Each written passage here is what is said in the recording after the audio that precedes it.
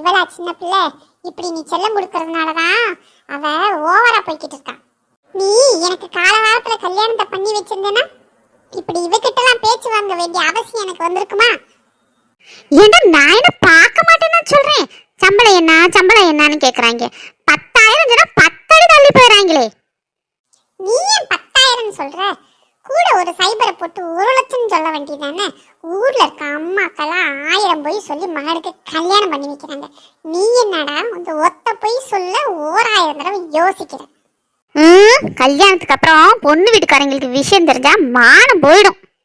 அது கழுத போனா போயிட்டு போகுது. உன் மகனுக்கு கல்யாணம் ஆகுதே, அதை நினைச்சு பாரு. இல்ல அப்பா பிஎஃப் பணத்தை கொடுங்க, அதை வச்சு ஏதாவது பிசினஸ் பண்ணி கௌரவமா பொண்ணு பார்த்து முடிக்கலாம். ஏண்டா அதை வச்சுதானே உன் தங்கச்சி கல்யாணத்துக்கு நகை செய்யணும். அதை உனக்கு கொடுத்து போட்டு அப்புறம் அவ கல்யாணத்துக்கு என்ன செய்யறது? ஆமா ஆமா, படிக்கிறேன் பாதி சொத்தை அழிச்சிட்டா. இதுல இதையும் அவளுக்கே கொடுங்க, நான் அப்படியே ஆண்டிய சன்னியாசம் போயிடுறேன்.